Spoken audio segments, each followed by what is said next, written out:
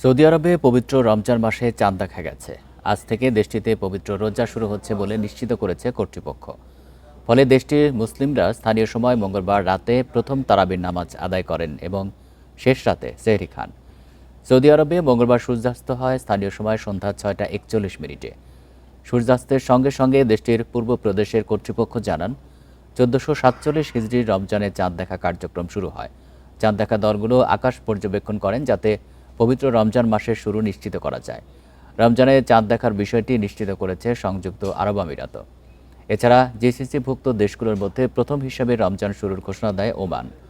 বৃহস্পতিবার থেকে দেশটিতে শুরু হবে রমজান মাস।